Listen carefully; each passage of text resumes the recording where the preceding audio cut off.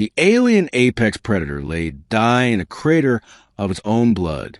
Its ribcage rose and fell in ragged gasps, black ichor bubbling from wounds torn open by energy cannons. The sky above still shimmered from the aftermath of the orbital strike, and the forest around it smoldered like wounded earth. Nearby, human soldiers in exosuits murmured in victory. The apex predator, the so-called Shadow Farm Titan, had decimated 2 colonies before it was finally brought down. The last of its kind, they believed. But they didn't know about Mira. She was only 16, small, wiry, with dark curls sticking to her soot-streaked cheeks. The other survivors thought she had died when the town fell. She had watched her parents get crushed beneath a collapsing dome. But something in her had kept walking. Maybe it was grief. Maybe it was rage. But mostly, it was the sound she had heard in the smoke, the low, mournful call. Not a war cry, a weeping howl. That's what had brought her to the crater. Slipping past the soldiers, past the drone scanning the beast's vitals, declaring a confirmed kill. She approached through ferns and embers until she could see it up close. It was magnificent, even in its agony. Twice the size of a shuttle, the beast had armored black scales with glowing streaks of violet down its spine. 3 eyes blinked slowly. One was sealed shut with burns. Massive jaws slackened, revealing fangs the size of spears. Its breathing was shallow. It had minutes left. And it saw her. Mira didn't run. She didn't scream. She stepped closer. "I'm sorry," she whispered, her voice trembling. "I don't think you were trying to hurt us." "Not really." The creature's 3 eyes narrowed. Its muscles tensed, as if to lunge, but no strength remained. She dropped to her knees beside its snout. Her fingers trembled as she touched its warm scales. "I heard you crying. After the bombs fell. You were calling to someone, weren't you?" The creature blinked. Mira leaned closer, until her lips were just beside its ruined ear, and whispered, "I know what it's like to lose your family." The beast didn't move, but its throat rumbled with a low, vibrating hum. Not threatening.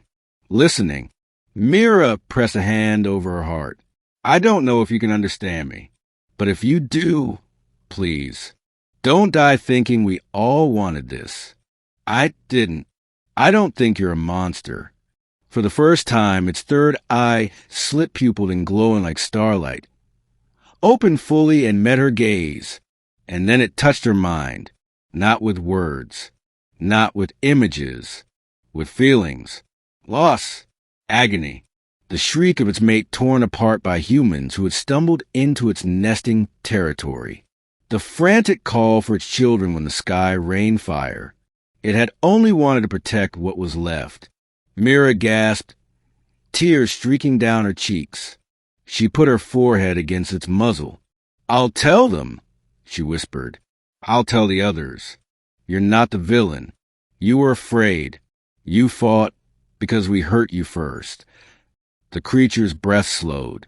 She thought it was dying. But then it shuddered. Its body jerked once. Then a tremor ran through the forest floor. Trees cracked. Vines retracted. From afar mountains came a haunting, rising howl. Then another, and another. Within minutes, the ridge was lined with glimmering eyes. More of them. Hundreds. Beasts that humans had thought extinct. Hidden. Waiting. The soldiers screamed. Weapons powered up. Targeting systems locked on. "Mira!"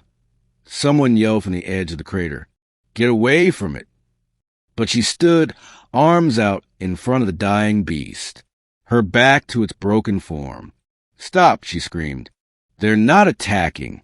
They came because it called for help."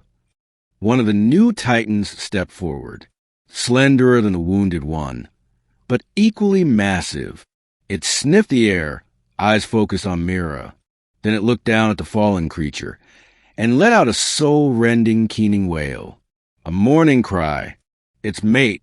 "They weren't invaders," Mira said, loud now, voice breaking. "We built on top of their birthing grounds." They were only defending their young. With invaders.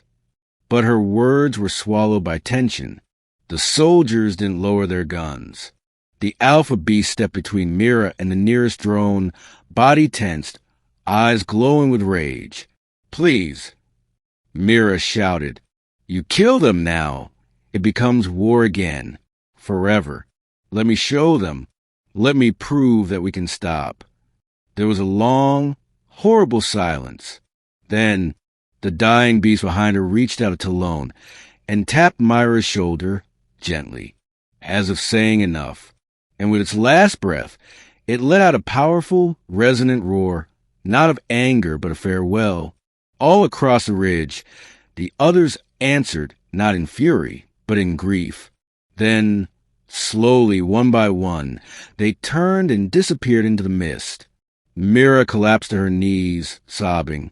The war was over. 3 months later, Mira sat before the Galactic Council, the youngest ambassador Earth had ever sent. Behind her were holograms, images of the beasts helping reforest burned terrain, cleaning rivers, even returning eggs that had once been taken to black markets. I'm not special, she told the council. I didn't tame them. I didn't teach them anything. She paused, then looked each alien species in the eye. All I did was listen. On a quiet moon under violet skies, a statue stands. It shows a human girl, kneeling, her hand resting on the nose of a great beast. The inscription reads, she whispered. They listened. A species was saved.